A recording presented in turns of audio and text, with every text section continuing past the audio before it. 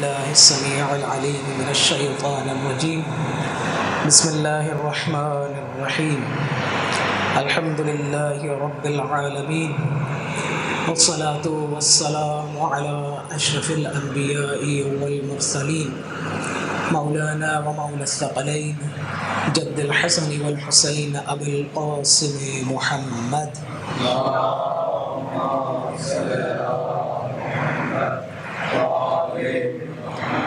وأهل بيته الطيبين الطاهرين المعصومين، واللعنة الدائم على أعدائهم أجمعين من الآن إلى قيام يوم الدين. عزیزان محترم، میرے بزرگواران، میرے برادران، سلسلہ گفتگو زیارت جامعہ کبیرہ، جس کے حوالے سے ہم نے عرض کیا کہ امام شناسی کا بہترین متن ہے جس سے ہم جان سکتے ہیں کہ امام یعنی کیا، اہل بیت یعنی کیا۔ اس سلسلے میں ہماری گفتگو السلام سے شروع ہوئی تھی کہ اہل بیت پر جو ہم سلام بھیجتے ہیں، اس سلام کی کیا نوعیت ہے۔ پھر اسی سلام کے ضمن میں ولایت کے حوالے سے بحث ہوئی تھی، اور کل کی بحث میں اس کو پیچھے درست کر لیجیے اس کو۔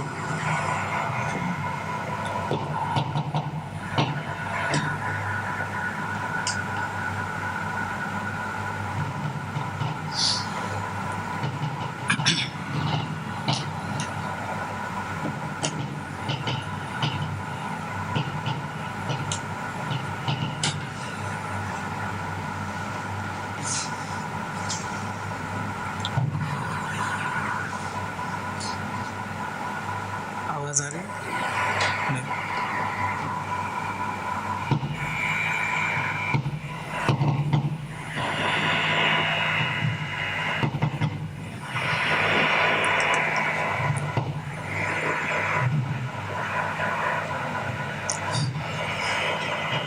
جی معذرت چاہتا ہوں۔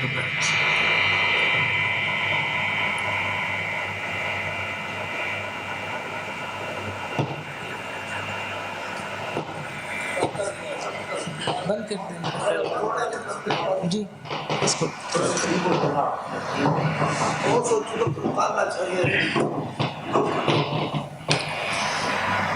نزدیک ہو جائیں تو زیادہ آسانی ہو جائے گی بات کرنے میں۔ اللہم صلی علی محمد و آل محمد عجل فرج۔ سلام کے بعد ہم نے جس موضوع کی طرف اشارہ کیا وہ ولایت کا موضوع تھا۔ ولایت کی کل کے جلسے میں ہم نے اقسام بیان کی تھی۔ ولایت کے مراتب کے حوالے سے ہم نے کچھ مطالب آپ کی خدمت میں عرض کیے تھے، اور یہ گوش گزار کیا تھا کہ ولایت کی دو قسمیں ہیں، ولایت تامہ ہے اور ولایت ناقصہ ہے۔ ولایت تامہ کے حامل 14 کی ازوات گرامی ہیں، اور بقیہ جتنے بھی موجودات ہیں، وجود جن کا ہے، ان کو ولایت ناقصہ حاصل ہے۔ اور پھر ولایت ناقصہ کے مراتب ہیں۔ اشارہ کیا تھا کہ جو ولایت سلمان کے پاس ہے وہ مقداد کے پاس نہیں ہے، جو بوذر کے پاس ہے وہ قمبر کے پاس نہیں ہے۔ تو یہ ذی مراتب ہے ولایت۔ ایک مطلب یہ ایک مطلب جب ہم نے کہا کہ ذی مراتب ہے تو ہم پہلے کہہ چکے کہ یہ اہل بیت کی ذات ہے جو واسطہ فیض ہے. فیض کس کا ہے؟ اللہ سبحانہ و تعالی کا. کسب کون کرتا ہے؟ اہل بیت علیہم الصلاۃ والسلام. وحدت سے لیتے ہیں، کثرت کو دیتے ہیں. اور ان کسب کرنے والوں میں انبیاء بھی شامل ہیں. حتیٰ یہ بھی عرض کیا تھا کہ اگر توحید انبیاء کے پاس ہے تو اہل بیت کے توسط سے ہے.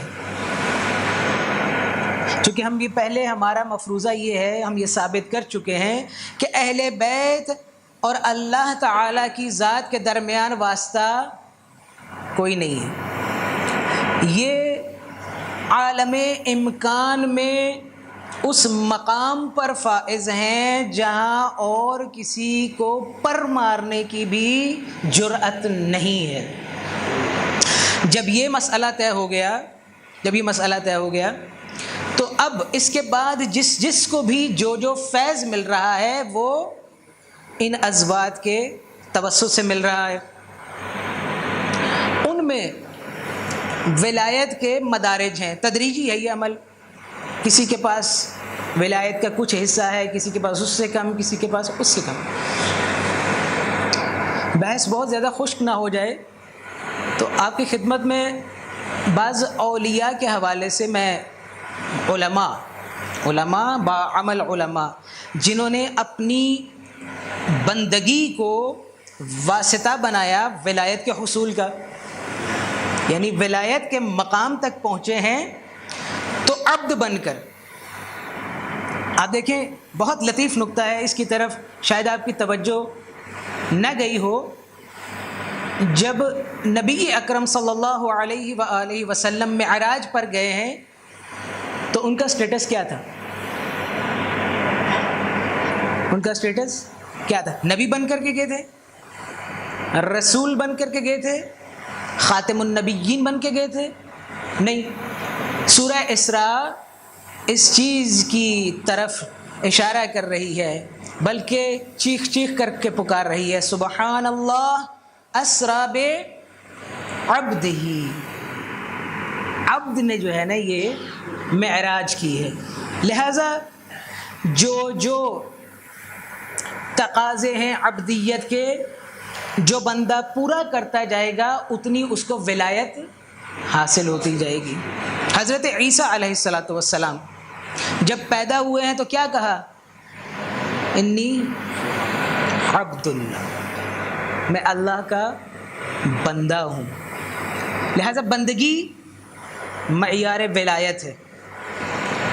جو جتنا زیادہ بندہ ہوگا، جو جتنا زیادہ متعبد ہوگا، اللہ کی زیادہ بندگی کرے گا، اتنا وہ ولایت کے مدارج کو طے کرتا جائے گا.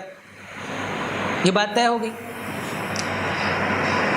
اچھا، یہ جب ہمارے نزدیک حل ہو گیا مسئلہ، اب دیکھتے ہیں ہمارے ان علماء کی طرف کہ جنہوں نے یہ رستہ طے کیا. حتیٰ علماء ہی نہیں، یہ علماء سے مخصوص نہیں ہے. ایک سادہ لباس پہنے جس کو ہم اہمیت بھی نہیں دیتے، ہمارے ارد گرد گھوم رہا ہے، نہ معلوم وہ ولایت کے کس درجے پہ پہنچا. اسی لیے کہا جاتا ہے نا کہ مومنین ایک دوسرے کا احترام کیا کریں. مومن کی حرمت کعبے سے زیادہ ہے. یہ میں نہیں کہہ رہا ہوں، حدیث. مومن کی عزت، مومن کی حرمت کعبے سے زیادہ ہے. اور وہ اگر مومن ولی ہو تو اس کی حرمت دو چنداں ہو جاتی ہے. ملا علی معصومی وہ کہتے ہیں کہ نجف اشرف میں، شاید کل یہ میں نے بات نہیں عرض کی آپ کی خدمت میں، نجف اشرف میں وہاں حاضر ہوئے حرم میں ہر روز زیارت کے لیے جاتے تھے. قبلہ وہاں ایک بچہ معلوم نہیں کس طرح سے مینارے پہ چلا گیا. مینارے پہ چلا اور وہاں سے گر گیا. جب گرا ہے کہتے ہیں میں خود حرم میں موجود تھا کہ وہاں یہ جس کو ہم کہتے ہیں نا بار بردار وزن اٹھانے والا قلی ٹائپ کا آدمی وہ بھی وہاں موجود تھا. سب لوگوں کی چیخیں نکل گئیں جب وہ بچہ نیچے گرنے لگا تھا. زمین سے کچھ فاصلے پر تھا تو کہا رک جاؤ، کہا رک جاؤ. بچہ معلق زمین اور آسمان کے درمیان. خیر لوگ دوڑے دوڑے، ظاہر سی بات ہے بچہ تھا، حساس تھا، ہر ایک صاحب دل انسان دوڑا اس کی مدد کے لیے، فوراً بچے کو پکڑا. لیکن یہ جان چکے تھے کہ یہ آدمی کوئی عام انسان نہیں ہے، یہ پھٹے پرانے کپڑے پہنا، حمال ہے، سامان لوگوں کا اٹھا کے لے کے جا رہا ہے. ملا علی معصومی کہتے ہیں میں خود بھی اس آدمی کے پاس دوڑا دوڑا گیا اور لوگ نزدیک تھے کہ اس کے کپڑے بھی پھاڑ دیں. ظاہر ہے ایک دم سے بھاگے تو خدام حرم جو ہیں انہوں نے اس کو اپنی تحویل میں لے لیا. کہتے ہیں ملا علی معصومی کہتے ہیں میں خود ان کے پاس گیا، میں نے کہا سچ سچ بتاؤ یہ ماجرا کیا ہے. اچھا ایک عام انسان اب میری طرح تو گاڑھے گاڑھے لفظ تو نہیں بولے گا نا، سادہ انسان ہے، سادی زبان میں جملہ بہت بہت ہی گہرا کہا ہے اور بڑا سبق آموز کہا ہے، لیکن بندگی ذہن میں رہے. کہا کچھ نہیں، ساری عمر جو ہے وہ اللہ کہتا تھا، میں کہتا تھا ٹھیک ہے، مان جاتا تھا، تسلیم ہو جاتا تھا. آج میں نے کہی اللہ نے مان لی. یہ مقام اللہ کی ماننے سے حاصل ہوا ہے، یہ کوئی چھوٹا مقام نہیں ہے، بندگی سے. اور یہ اولیاء اللہ آپ کے ارد گرد چھپے ہوئے ہیں. حدیث میں ہے چار چیزیں اللہ نے مخفی کر رکھی ہیں. ایک آج کل جس کی تلاش میں آپ گھوم رہے ہیں، کوئی بتا سکتا ہے کیا؟ شب قدر. شب قدر کو طاق راتوں میں چھپا رکھا ہے، خبر نہیں ہے، لیکن جس نے حاصل کر لی اس کی محنت سوارت ہوگی. ایک ایسا گناہ جو اگر ارتکاب کر لی، گناہوں کے اندر ہی ایک گناہ ہے کہ جس کا ارتکاب کر لیا تو بخشش نہیں ہے، چاہے کتنے ہی اچھے اعمال کر لیے. ایک ایسی اطاعت کہ وہ اگر وہ اطاعت کر لی تو باقی اطاعتوں پر بھاری پڑ جائے گی. اور ایک اولیاء اللہ کو اللہ نے لوگوں کے درمیان چھپا رکھا ہے. یہ کبھی ظاہر نہیں ہوتے ہیں، خدا ظاہر نہیں کرتا ہے. قبلہ جانتے ہیں مدرسہ فیضیہ جہاں سے امام راحل حضرت امام خمینی رحمۃ اللہ علیہ نے اپنے انقلاب کی ابتدا کی تھی. وہاں اچھا مدارس، اگر آپ کا کبھی مدارس کی طرف جانا ہو تو دیکھیے گا وہاں حجرے ہوتے ہیں، کمرے ہوتے ہیں طلاب کے، دینی طلاب کے حجرے ہوتے ہیں، کمرے. وہیں ایک سادہ سا انسان دیہاتی، جس طرح ہم کہتے ہیں نا وہ تہبند باندھا ہوا اور جناب ہمارے یہاں پگ پہنتے ہیں، وہاں ایک ٹوپی ہوتی ہے، وہ ٹوپی پہنے اور وہاں جناب وضو خانے کے پاس بیٹھا ہوا. ایک طالب علم نکلا ہے وہاں سے، تو انہوں نے سلام کیا. بزرگ تھے، سفید ریش، بڑی عمر کے. انہوں نے کہا السلام علیکم. تو انہوں نے اس طالب علم نے یوں کر کے دیکھا کہ وعلیکم السلام، بہت سرد مزاجی کے ساتھ، ایک لحاظ سے توہین آمیز انداز سے. یہ جواب کہہ کر کے آگے نکلا ہے تو پیچھے سے ایک اور طالب علم آیا. کہا جانتے ہو یہ شخصیت کون تھے؟ کہا نہیں مجھے کیا خبر. کہا یہ ہادی ابہری تھے، حاج ہادی ابہری، وقت کے بہت بڑے عارف. کہا اچھا مجھے علم نہیں تھا. فوراً بھاگا واپس گیا. کہا حضور مجھے علم نہیں تھا کہ آپ حاجی ہادی ہیں، آئیے کمرے میں تشریف لے چلیے، میں آپ کو چائے پلاتا ہوں. کہا نہیں اب نہیں، اب تو تم جان چکے ہو، اب دیر ہو گئی ہے. اے کاش یہ عزت تم نے مجھے نہ پہچانے ہوتے کرتے تو تمہیں کچھ حاصل بھی ہو جاتا، کچھ دے جاتا، لیکن اب تم مجھے پہچان گئے ہو، وقت گزر گیا. تو اولیاء اللہ ہمارے درمیان اسی طرح سے ہوتے ہیں. اور یہ کیوں حاصل ہوتا ہے یہ مقام؟ بندگی سے. ان لوگوں کی تمام تر زندگی جو ہے نا کسی کو اذیت دینے میں، اصل آپ ایک بھی مورد پیدا نہیں کر سکتے کہ کسی کو انہوں نے اذیت دی ہو، کسی کا حق ضائع کیا ہو، اپنے فرض میں کوتاہی کی ہو، واجبات کی ادائیگی میں، حقوق اللہ یا حقوق العباد دونوں میں یہ لوگ اس مقام تک پہنچتے ہیں تو بندگی کے ساتھ۔ ایک اور مثال بھی دیتا جاؤں، کیونکہ مثالیں جو ہے نا وہ سنگینی میں مطلب کی سنگینی کو تھوڑا سا آسان کر دیں گے، مجھے لگتا ہے کہ مطالب تھوڑے سنگین ہیں۔ آیت اللہ حسن زادہ آملی بہت معروف، یہ ابھی زندہ ہیں اور ان شخصیات میں ہیں جن کو علامہ کہا جاتا ہے۔ پاکستان میں کتنے علامہ ہیں؟ لیکن تاریخ تشیع میں شاید یہ میری ہاتھ کی انگلیوں سے زیادہ علامہ نہیں گزرے ہیں۔ کیوں؟ قبلہ سے یہ نہیں، علامہ بہت کم افراد کو علامہ کہا جاتا ہے، یعنی بعض علماء کے نزدیک 25 علوم میں مجتہد انسان کو علامہ کہتے ہیں، بعض لوگوں کے نزدیک، یعنی اتنا پڑھا لکھا انسان۔ ان افراد میں سے علامہ حسن زادہ آملی بھی ہیں اور ابھی بھی باقاعدہ حیات۔ ان کے احوال میں آتا ہے کہ عید کا دن تھا، علامہ اپنے شاگردوں کے ساتھ جا رہے ہیں، دیکھا کہ ایک گھر کا پردہ اٹھا ہے اور ایک لڑکا باہر بڑی ہی اضطرابی کیفیت میں بڑا پریشان نکلا۔ عید کا دن، اب عید کا ایسا دن ہوتا ہے کہ ہر ایک کے چہرے پہ تبسم ہوتا ہے، چہرہ کھلا ہوتا ہے، خوش ہوتے ہیں لوگ، لیکن یہ نوجوان بڑا پریشان۔ انہوں نے بھی بھانپ لیا، کہا فوراً پوچھیے اس سے کیا پریشانی ہے۔ جا کے پوچھا، کہا کہ عید کا دن ہے لیکن ہماری والدہ بڑی بیمار ہے، بہت زیادہ مریض ہے، درد سے اس قدر تکلیف میں ہے کہ ہم سے دیکھا نہیں جاتا۔ کہا اچھا، آپ خانم سے یعنی اپنی والدہ سے کہیے کہ پردہ کریں، میں آنا چاہتا ہوں۔ پردہ کیا گیا، آغا وہاں تشریف لے گئے اور درد کو حکم کیا کہ اس مومنہ کو چھوڑ کے چلا جائے۔ درد کو حکم کیا کہ اس مومنہ کو چھوڑ اور چلا جائے۔ یہ کہہ کر کے واپس آئے ہیں، پیچھے پیچھے وہ لڑکا نوجوان دوڑتا ہوا آیا اور کہا والدہ ٹھیک ہو گئی۔ کہاں وہ درد، کہاں وہ اذیت جو اس کی ماں سہ رہی تھی، اور کہاں یہ حالت۔ شاگرد فوراً چپک گئے، کہا استاد یہ کیا ماجرا ہے؟ کہا کچھ نہیں۔ کہا نہیں بتائیے۔ وہی جواب جو ملا ہادی ابہری نے دیا تھا، تھوڑے سے تفاوت کے ساتھ۔ کہا خدا کی 100 مانی تھی، ایک منوائی ہے۔ خدا کی 100 مانی تھی، ایک منوائی ہے۔ شرط کیا ہے؟ خدا کی ماننی ہے، بندگی کرنی ہے۔ بندگی کریں گے تو اپنی استعداد کے مطابق اہل ولایت کاملہ سے کچھ ولایت کسب کر لیں گے۔ اہل ولایت کاملہ کون ہے؟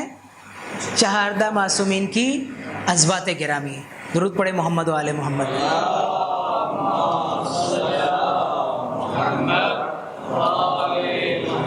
اب ہم اپنی اصل بحث کی طرف پھر پلٹتے ہیں۔ بحث کیا تھی کہ یہ اہل بیت کیا ہیں؟ اہل بیت نبوت ہیں،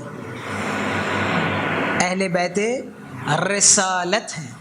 اچھا، بعض لوگوں نے اس کی جب شرح کی ہے نا تو تھوڑا سا ظلم کیا ہے، بلکہ بہت سارا ظلم کیا ہے۔ وہ کیا کہتے ہیں؟ کہتے ہیں کہ اہل بیت سے مراد اہل بیت نبوت یعنی اہل بیت نبی ہیں، اہل بیت رسالت ہیں۔ اہل بیت رسالت کیا؟ رسالت عربی میں ذمہ داری کو کہتے ہیں۔ کہتے ہیں فلاں کہتے ہیں میری یہ رسالت ہے، یعنی میری یہ ذمہ داری ہے۔ آپ بتائیں ایمان سے یہ واقعاً اہل بیت کی فضیلت ہے؟ ہر انسان کی کوئی نہ کوئی ذمہ داری ہے۔ ایک شہد کی مکھی، اس کی بھی تو ایک ذمہ داری ہے نا، تو یہ فضیلت تو نہ ہوئی نا، یہ فضیلت نہیں ہے۔ فضیلت کیا ہے میرے دوستو؟ دلوں کو کھول کر کے، دماغ کو کھول کر کے، آنکھیں کھول کے سنیے۔ اہل بیت نبوت اور اہل بیت رسالت ہونا، اس کا مطلب یہ ہے کہ نبوت اور رسالت اس گھر کی ہے، اس کا منشا یہ گھر ہے. آدم کو اگر نبوت ملے گی تو یہ دیں گے، اگر کسی اول الامر پیغمبر کو بھی رسالت مل رہی ہے تو ان کے توسط سے مل رہی ہے. کیوں؟ طے ہو چکا ہے کہ منبع فیض یہ ہیں. جتنی کرامت ہے، جتنی فضیلتیں ہیں، خدا سے بغیر کسی حجاب کے، بغیر کسی واسطے کے یہ لیتے ہیں، وحدت سے لیتے ہیں، کثرت کو دے دیتے ہیں. اور فرمایا آپ نے وحدت سے کسب کرتے ہیں، کثرت کو دے دیتے ہیں. عزیزان محترم، جب ہم یہ طے کر چکے، یہ مطلب خوب ہمارے دلوں میں بیٹھ گیا، تو ایک قدم اور آگے بڑھ کر کے میں عرض کرتا ہوں. کل بھی اس مطلب کی طرف اشارہ کیا تھا اجمالاً، آج تھوڑا سا تفصیل کے ساتھ. وہ یہ کہ اگر دنیا میں لوگ مر رہے ہیں نا، ٹھیک ہے نا، تو یہ اہل بیت ہیں جو اس میں ممیت سے لیتے ہیں، اسرائیل کو دیتے ہیں. اسرائیل دنیا کو مارنے کا پابند ہوتا ہے. اگر کسی کو حیات بخشنی ہے، یہ غلوف نہیں ہے، یہ آج مسئلہ حل کرنے جا رہا ہوں. بہت سے بڑے بڑے نام نہاد علامے جو ہیں وہ یہ اتنی بات کہہ کر کے چلے جاتے ہیں تاکہ ہمارے معصوم نوجوان جن کے ذہنوں میں بالآخر یہ مقدماتی ابحاث نہیں ہوتی، وہ غلوف کا شکار ہو جاتے ہیں اور خدا نخواستہ رب الارباب اور کس قسم کی جو ہے نا وہ شرک آمیز باتیں کرتے ہیں. آج یہ مسئلہ حل ہو جائے گا. یہاں یہ ہے واسطہ فیض، لیتے ہیں منبع فیض سے، اور آگے جس کی جتنی استعداد ہوتی ہے اس کو دے دیتے ہیں. موت لیتے ہیں اس میں ممیت سے، چونکہ ان کے ہاں یہ ہے نا مظہر، ان کے ہاں تجلی کرے گا نا ممیت، اور یہ پھر اسرائیل کو دے دیتے ہیں. حیات لیتے ہیں اس میں حی سے، اس میں حی سے، اور دے دیتے ہیں اسرافیل کو. جس کو دنیا میں آنا ہے، زندہ ہونا ہے، یہ وہ روح پھونک دیتا ہے. رزق لیتے ہیں اس میں رازق سے، تجلی کرتا ہے ان کے وجود میں. تقسیم کرتے ہیں، دیتے ہیں میکائیل کو، جاؤ جا کے تقسیم کرو. کائنات میں اگر کوئی رزق پا رہا ہے تو ان کے واسطے سے. درمیان میں ایک جملہ پہلے بھی اس کی طرف میں نے اشارہ کیا تھا کہ دعائے ندبہ میں ہم یہ جملہ پڑھتے ہیں، این السبب المتصل بین الارض والسماء. امام کی ذات 12ویں سرکار کہ آپ ہیں جو زمین اور آسمان میں اتصال کا سبب ہیں. تو جب سبب ہیں تو آسمان سے مراد یہ نیلی چھتری نہیں ہے. آسمان سے مراد وہ جو رزق آتا ہے، جو جتنا بھی فیض آ رہا ہے وہ آپ کی وجہ سے اس زمین پہ نازل ہو رہا ہے. لہٰذا یہ رزق جو ہے اس میں رازق سے امام، ہمارا وقت کا امام لیتا ہے اور دنیا. اچھا، ہمارے ہاں یہ ایک تصور ہے، شاید ذہنوں میں ہو، کہ سرکار چونکہ ان کے پاس ابھی پردہ غیبت میں ہے، ظاہری حکومت نہیں ہے، تو لہٰذا بیٹھے ہوئے ہیں کہیں. نہ، اس تصور کو زائل کر دیں. کیوں؟ دنیا میں شکل بشری میں سب سے مشغول اور مصروف انسان کا نام ہے امام زمانہ. اللہم صلی علی محمد وآل محمد وعجل فرجہ.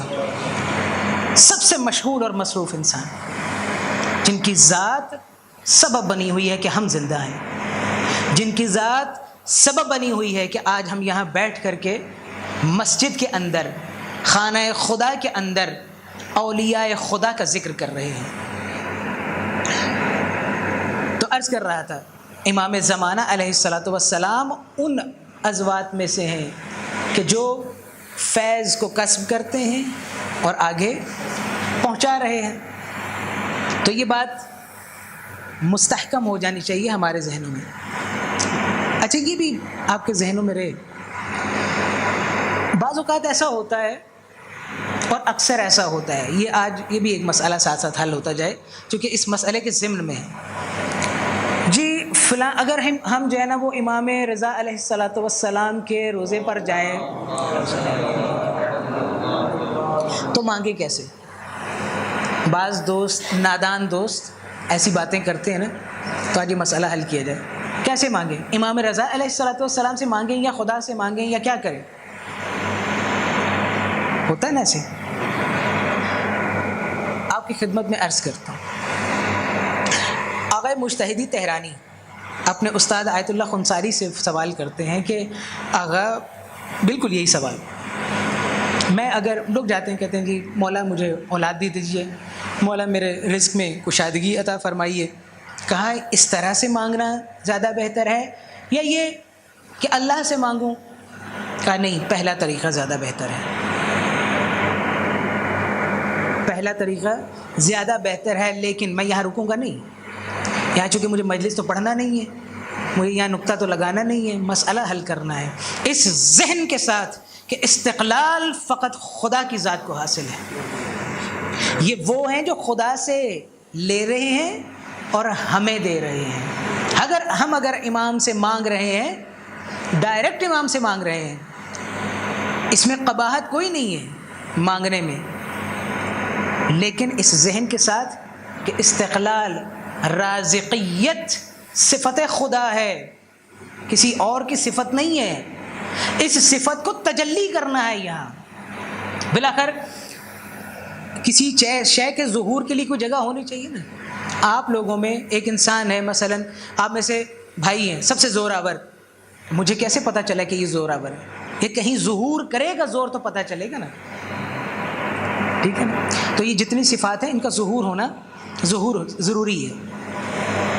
ورنہ جیسے ابھی میں نے نقطہ آپ کی خدمت میں عرض کیا کہ یہ تو ابھی دوسری چیزوں کی بات ہو رہی ہے نا. اب میں نے عرض کیا کہ منشاء نبوت اور رسالت ہے. خطبہ بیان نہج البلاغہ میں شامل نہیں ہے. یہ انوار المعقولات ہے، یہ کتاب کا نام ابھی ذہن میں دقیقاً نہیں آ رہا ہے. اس میں ذکر ہوا ہے اور جملہ دیکھیے گا، بہت ہی سنگین تعبیر ہے یہ. امیر المومنین کی ذات کہتی ہے انا بعثت الانبیاء والمرسلین، میں ہوں جو انبیاء کو اور رسولوں کو بھیجتا ہوں. اللہ اکبر، اللہ اکبر. پہلے مرحلے میں انسان جو ہے نا وہ صریحاً شرک کی طرف بھاگتے ہیں. نقطہ لگانا ہو تو یہاں کافی ہے، لیکن عزیزان خدا کے حضور ہمیں جواب دینا ہے. جملہ بالکل درست ہے. امیر المومنین صدیق ہیں، صدیق اکبر وہی تو ہیں، فاروق اعظم وہی تو ہیں. امام درست فرما رہے ہیں اس حیثیت کے ساتھ کہ رسالت اور نبوت اللہ نے ان کو دی ہے، یہ آگے بانٹیں گے، یہ بانٹیں گے. یہ پہلے مسئلے کی طرف کیوں میں بار بار توجہ دلا رہا ہوں آپ کی کہ خدا سے ان کو لینا ہے. کرامت، علم، فیض، یہ جتنی چیزیں ہیں، رسالت ہے، اگر نبوت ہے تو یہ کسب کر رہے ہیں اور یہ باقی انبیاء کو دے رہے ہیں، باقی رسولوں کو دے رہے ہیں. ٹھیک ہے نا جی. اگر ان کی بات آتی ہے تو کہتے ہیں انا الفقیر. قبلہ جب خود کی بات آتی ہے انا الفقیر، انسان فقیر بالذات، کہتے ہیں میں فقیر ہوں، میرا کیا ہے، کچھ بھی تو نہیں، جو کچھ ہے میرے مالک کا ہے. اور اس انکساری اور اس عبدیت کی وجہ سے یہ مقامات حاصل ہوئے ہیں کہ جو پیغمبر اکرم صلی اللہ علیہ وآلہ وسلم اور بقیہ ائمہ اور حضرت بی بی کائنات کو جو ولایت حاصل ہوئی ہے، یہ اس بندگی کی وجہ سے حاصل ہوئی ہے. جب یہ حاصل ہو گئی تو بالکل ایسی ہی مثال ہے کہ جیسے ایک استاد ہوتا ہے تو وہ اپنے شاگردوں میں علم بانٹتا ہے، جس میں جتنی زیادہ استعداد ہوتی ہے وہ اتنا علم کسب کر لیتا ہے. جو زیادہ علم کسب کر لیتا ہے جو زیادہ نبوت اور رسالت کسب کر لیتا ہے وہ کون بن جاتا ہے؟ ابراہیم. ٹھیک ہے نا. جیسے کل بھی اشارہ کیا تھا کہ حضرت عیسیٰ کے پاس 2 اسم تھے، حضرت موسیٰ کے پاس 4 اسم تھے، حضرت ابراہیم کے پاس 8 اسم تھے، اور اہل بیت علیہم الصلوۃ والسلام کے پاس 72 اسم تھے. درود پڑھے محمد و آل محمد پہ.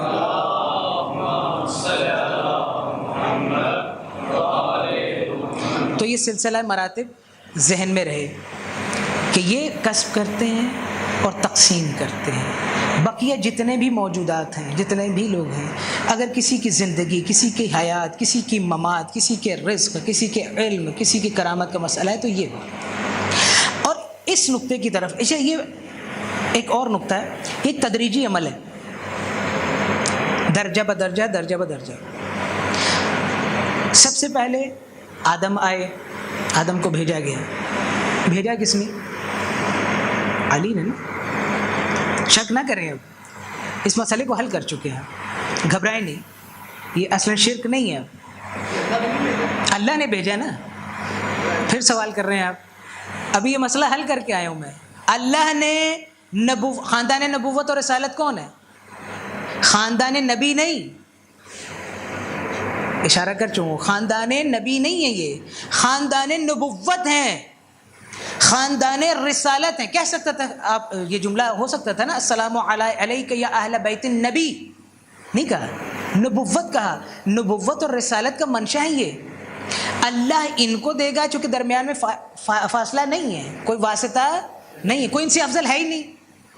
تو جب افضل ہے ہی نہیں تو یہ کسب کریں گے نا، اور بقیہ کو ملے گا تو ان سے ملے گا. اور یہ خود امیر المومنین کا جملہ ہے، ابھی میں نے نقل کیا خطبہ بیان میں، انا بعثت الانبیاء والمرسلین. اب چلیں یہ مسئلہ حل ہو گیا. نہیں نا شرک، یہ رب کہاں ہے؟ کیسے شرک ہو جائے گا؟ یہ دیکھیں طول ہے، یہ طول ہے. میں نے رازق نہیں ہے، یہ میں نے کب کہا یہ رازق ہے؟ توسل کا سلسلہ ہوگا تو ٹھیک ہے، اگر ڈائریکٹ کا سلسلہ ہے تو پھر یہ رازق نہیں ہے. رازق علی الاطلاق میرے مالک اللہ کی ذات ہے. رزق، ہاں جی سن لیں پہلے بات، یہ میں 3 دن سے ابھی تک یہ مسئلہ ابھی تک آپ کے ذہن میں نہیں بیٹھا ہے. دیکھیں رازق اللہ کا اسم ہے یا نہیں ہے؟ ٹھیک ہے نا، رازق اسم ہے. تمام کائنات کو جو یہ میں نے عرض کیا تھا کہ یہ اسماء ہیں جنہوں نے کائنات کو ملا بھرا ہوا ہے. میری بات نہیں ہے، ائمہ کی ہے. آپ زیارات میں پڑھتے ہیں جملے، گزر جاتے ہیں وہ الگ بات ہے، لیکن اتنا آسانی کے ساتھ نہیں گزرنا چاہیے. دقت کیا کر، جیسا قرآن کے لیے کہا ہے کہ اس میں تفقہ کریں، اس میں تفکر کریں، اس میں تعقل کریں. یہاں اس میں رازق کی بات ہوئی ہے، ایک اسم. مثلا ابھی تو میں نے حیات و ممات کی بات بھی کی ہے نا، ٹھیک ہے.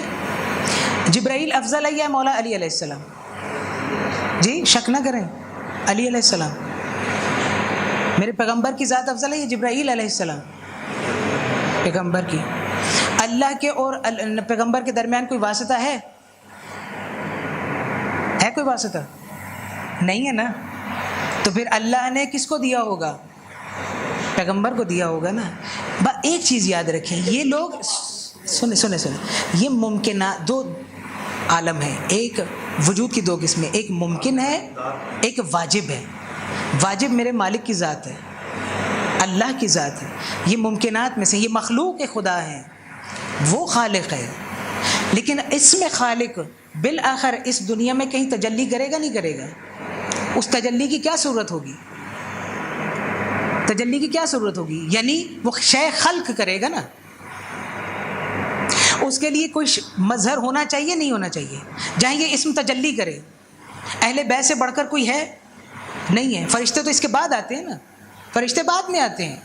تو یہ ازوات گرامی ہیں جہاں یہ اسم ظاہر ہوں گے، تمام کے تمام اسم. حدیث قدسی آپ نے پڑھ رکھی ہے کہ میں نے چاہا کہ میں پہچانا جاؤں، احببت ان اعرف فخلقت الخلق، میں نے خلق کو خلق کیا، مخلوقات کو خلق کیا. وہ کون سی مخلوق تھی؟ سب سے پہلی مخلوق کون سی تھی؟ پیغمبر اکرم صلی اللہ علیہ وآلہ وسلم کی ذات تھی اور پنجتن کا نور تھی. ٹھیک ہے نا جی. اب اس کا مطلب ہے کہ یہ کائنات میں اللہ کی ذات نے جو اول مخلوق پیدا کی ہے وہ یہ 5 تھی. اچھا مجبوری یہ ہے نا کہ پھر وہی بات کہ میں ان حسی آنکھوں کے ساتھ دیکھتا ہوں، اس کے ساتھ سوچتا ہوں، اس عالم سے پہلے آپ کسی عالم میں تھے یا نہیں تھے؟ ٹھیک ہے نا. اب میں اور ملموس مثال دے دوں.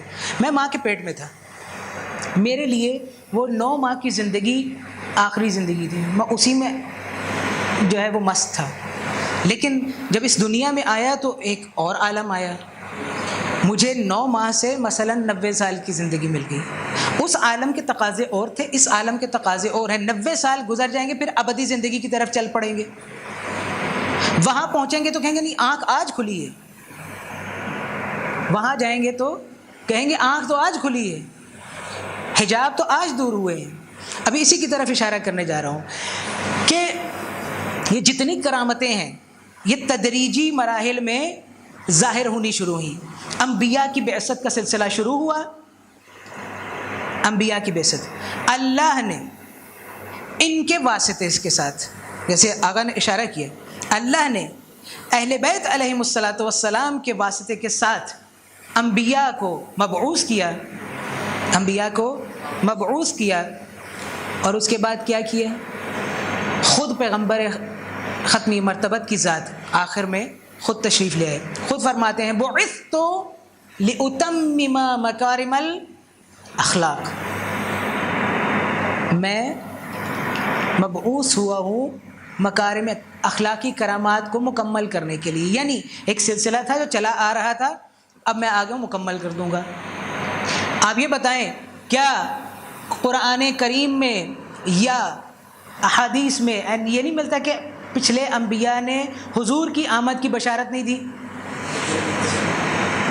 دی ہے نا؟ اس کا مطلب ہے کہ ان کو پتہ تھا کہ آنے والا ہے، ان کو پتہ تھا ہم کہاں کھڑے ہیں، اس رستے میں ہم کہاں کھڑے ہیں، اس سلسلے میں یہ جو سلسلہ اپنے کمال کو پہنچ رہا ہے ہم کہاں کھڑے ہیں. اور بتا رہے ہیں کہ ہمارے بعد ایک نبی آئے گا، وہ نبی آئے گا جو دین کو مکمل کرے گا. میں اپنی بات نہیں کرتا ہوں، حتی یہ تو نبی کی بات کر رہے ہیں نا، میں 12ویں سرکار کی بات کر رہا ہوں. حتی ظہور کے حوالے سے بھی قرآن کریم میں اشارہ ہے، آگا بہتر جانتے ہیں. ان اللہ یرث من عباد الصالحین، کس میں ذکر ہوا ہے؟ لقد کتبنا فی الزبور من بعد الذکر، زبور میں ہی لکھ دیا گیا ہوا ہے. اب آپ کہیں گے یہ زبور میں ذکر ہو چکا ہے کہ یہ اس زمین کے وارث اللہ کے صالح بندے ہوں گے. وہ عبد صالح کون ہے؟ آقا کی ذات ہی تو ہے.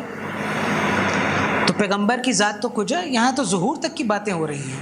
اور یہ کرامتیں جو ہیں ایسا نہیں سلسلہ کہ یہ کرامتوں کا جو ہے نا وہ ظہور اور ان کا پھیلاؤ رک گیا ہے، نہ آن بآن بڑھ رہا ہے.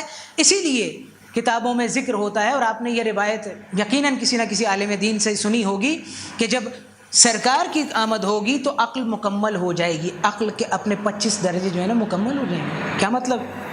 ابھی عقل ناقص ہے، ابھی عقل اپنے تکامل کے سفر کو طے کر رہی ہے. میں مثال کے طور پہ واضح کر دیتا ہوں آپ کو. اکثر میں دوستوں سے بھی یہ تذکرہ کرتا ہوں، وہ یہ کہ آج سے 40 سال پہلے جینے والے انسان کو جو جی رہا تھا ایک دم آج دوبارہ زندہ کر دیا جائے، اس کی کیا حالت ہوگی؟ یا پاگل ہو جائے گا یا مر جائے گا. کیوں؟ دنیا کی یہ ترقی. بھائی صاحب بیٹھے ہیں کہہ رہے ہیں، وہ کہہ رہے ہیں کیا کر رہے ہیں؟ کہتے ہیں میں امریکہ میں اپنے بھائی کے ساتھ بات کر رہا ہوں. یہ ہے وہ جو ہی دیکھے گا وہ کہتے ہیں جن ہے، پیچھے ہٹ جائے گا یا مر جائے گا، پاگل ہو جائے گا. لیکن عقل اپنے کمال کو، یہ کمال کو چھونا چھوڑے گی نہیں. کمال کر معجزہ کیا ہے؟ معجزہ خلاف عقل کام ہے؟ نہیں. یہ آج معجزے اسی، اب چونکہ بحث آ گئی تو میں یہ مسئلہ بھی حل کرتا جاؤں. معجزہ خلاف عقل نہیں ہے میرے دوستو، اس کو کہتے ہیں خارق العادہ، ایک غیر عادی کام، روٹین سے ہٹ کر کام جو دوسرے عام لوگ نہیں کر سکتے ہیں، یہ انسان کر سکتا ہے، جس کو نبی کہتے ہیں یا امام کہتے ہیں. لیکن خلاف عقل نہیں ہے. کیوں؟ خارق العادہ کیوں کہا گیا؟ خلاف عقل کیوں نہیں کہا گیا؟ اس لیے کہ اس دور کے انسان کی عقل اس کو نہیں پہچان سکتی، نہ پہنچ سکتی اس تک۔ لیکن کیا عقل نہیں سمجھ سکتی؟ سوال، عقل سمجھ سکتی ہے، عقل کامل۔ جب یہ عقل اپنے کمال کو پہنچے گی نا تو اس معجزے کو سمجھ جائے گی۔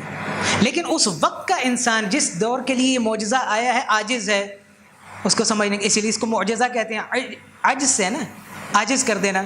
ہاں، موسیٰ نے معجزہ دکھایا، کر کے دکھاؤ، عاجز ہیں۔ اور قرآن قیامت تک کے لیے معجزہ ہے، قیامت تک اس کا کوئی جواب نہیں لا سکتا، کیوں؟ کلام خدا ہے، عقل کامل، عقل کل، عقل مطلق کا یہ کلام ہے، کوئی بھی اس کو پا نہیں سکتا ہے۔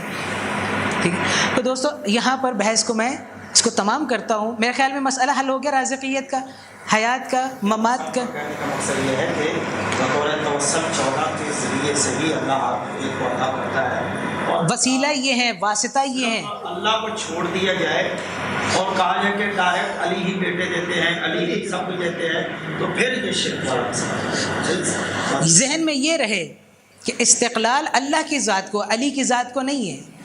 علی دیتا ہے خدا سے لے کے، خود بھی لیتا ہے تو خدا سے، وہ خدا کی ذات ہے۔ وہ تو کہتا ہے انا الفقیر، میں فقیر ہوں، فقیر یعنی میرا کچھ نہیں ہے، لیکن اتنی بندگی کی ہے، اتنی بندگی کی ہے کہ جتنے بھی یہ اسماء خدا ہیں ان میں مکمل طور پر تجلی کر رہے ہیں، کہ دو مختلف چیزیں ہیں۔ اسی لیے کہا کہ شرک یہ عین توحید ہے، یہ جو میں عرض کر رہا ہوں نا، عین توحید اس کو کہتے ہیں، کہ ان مراتب کو تصور کر۔ ایسے نہیں کہ خدا نہ خواستہ اہل بیت نے ایک دکان لگائی ہوئی ہے، وہاں خدا رزق دے رہا ہے، یہاں یہ رزق دے رہے ہیں، وہاں خدا جو ہے وہ اولاد دے رہا ہے، یہاں یہ اولاد دے رہے ہیں، نعوذ باللہ من ذالک، العیاذ باللہ، ایسا نہیں ہے۔ معافی چاہتا ہوں، جیسا کہ صبر ممبر پہ پیش کیا جاتا ہے کہ اللہ نے اولاد نہیں دی تھی تو مولا حسین نے دی، یہ تقابل کرنا یہ شرک ہے۔ اچھا، اب ہم صرف اگلی بحث کی طرف، یہ رسالت اور نبوت کی بحث آج تمام کر رہے ہیں۔ انشاءاللہ تعالی ہم دوسرا سلام، جس میں کہا گیا ہے کہ مختلف الملائکہ، مختلف الملائکہ کی طرف اشارہ ہوگا۔ مختلف کیا ہے، میں آج تھوڑی سی ابتدائی بحث کر کے چھوڑ دیتا ہوں تاکہ کل کے لیے مقدمہ بن جائے ہمارا۔ مختلف کس چیز کو کہتے ہیں؟ اختلاف سے۔ اختلاف میں آپ سے پوچھوں گا تو آپ کہیں گے کہ ایک دوسرے سے جدا ہونا، ایسے نا، کہتے ہیں ہمارے درمیان اختلاف ہو گیا، نہیں، ایسا مطلب نہیں ہے، یہ اصلا غلط مطلب ہے۔ مختلف خلیفہ سے ہے، خلف سے ہے۔ خلیفہ کس کو کہتے ہیں؟ یہ فلاں کے خلیفہ ہیں، یعنی وہ نہیں تو یہ ہیں، ٹھیک ہے نا۔ خلف یعنی اس کے بعد یہ، اس کے بعد یہ، اس کے بعد یہ، ٹھیک ہے جی۔ میں فلاں کے پیچھے بیٹھا ہوں، ٹھیک ہے، جلستو خلف فلان، میں فلاں کے پیچھے بیٹھا ہوں۔ مختلف کیا؟ یعنی فرشتے دائماً ان کے اوپر نازل ہوتے ہیں، یہ اہل بیت نبوت، ان کے اوپر ہمیشہ ایک آ رہا ہے، اس کے بعد دوسرا آ رہا ہے، اس کے بعد تیسرا آ رہا ہے، مختلف یہاں ہے جو فرشتے مسلسل آتے ہیں۔ کس کو آنا ہے؟ فرشتے کہاں آئیں؟ اس سے بڑھ کر جگہ ہے کوئی؟ اس سے بڑھ کر انسان ہے کوئی؟ تو یہ مختلف الملائکہ ہیں۔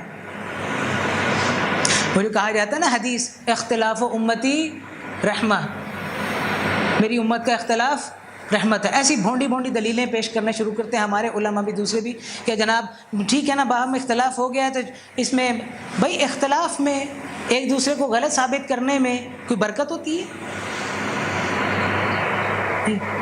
چھٹی سرکار سے پوچھا گیا، امام صادق علیہ الصلوۃ والسلام، حوالہ بھی دیتا جاؤں، تفسیر صافی، ملا فیض کاشانی نے یہ روایت نقل کی ہے۔ کہا مولا، یہ پیغمبر نے کہا اختلاف و امتی رحمہ، میری امت کا اختلاف رحمت ہے، تو اس کا کیا مطلب ہے؟ کیا جو ہے یہ لڑنا بھڑنا اس میں رحمت ہے؟ یعنی اس کا مفہوم کیا نکالیں؟ اس کا برعکس کیا ہوگا؟ یعنی اتحاد میں جو ہے وہ ضلالت ہے، اس کا مفہوم یہ نکلے گا نا۔ اختلاف میں برکت ہے تو اتحاد میں مطلب یہ نکلے گا۔ امام نے کہا نہیں، غلط سمجھے ہیں لوگ، اصل یہ مطلب ہی نہیں ہے اس کا۔ اختلاف و امتی رحمہ یعنی میری امت کا میری طرف بار بار آنا، ایک کے بعد دوسرا آئے، میری طرف رجوع کرے.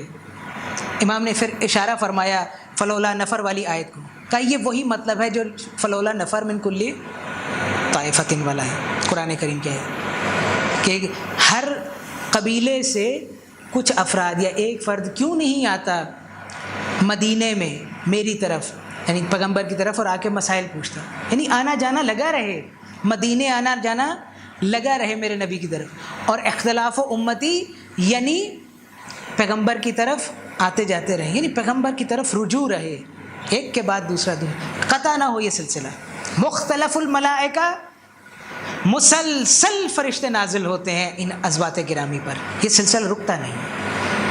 انشاءاللہ فرشتوں کے وجود کے حوالے سے کل بحث ہوگی. میں آپ سے عرض کر رہا ہوں کہ بحث سنگین ہے, ذرا سا فرق ادھر ادھر ہو گیا, اور یہ بہت آپ کی مہربانی, آپ نے سوال کیے. کسی کے ذہن میں شک بھی ہو تو فوراً سوال کیجئے, میں آپ کی خدمت میں حاضر ہوں. لیکن شک باقی رہنا بہت خطرناک ہوتا ہے. انشاءاللہ فرشتوں کے وجود پر ہم کل بحث کریں گے, یہ کیسا وجود ہے فرشتوں کا وجود, آج تک مبہم ہے ہمارے ذہنوں میں. انشاءاللہ کل اس پر مفصل بحث کریں گے کہ فرشتے دو قسم کے ہوتے ہیں. ایک کاملاً مجرد ہیں, یعنی کیا, نہ صورت ہے نہ مادہ ہے, یعنی نہ ان کی شکل ہے نہ ہی وہ مجسم ہے, نہ ہی وجود برزخی ہے ان کا کوئی.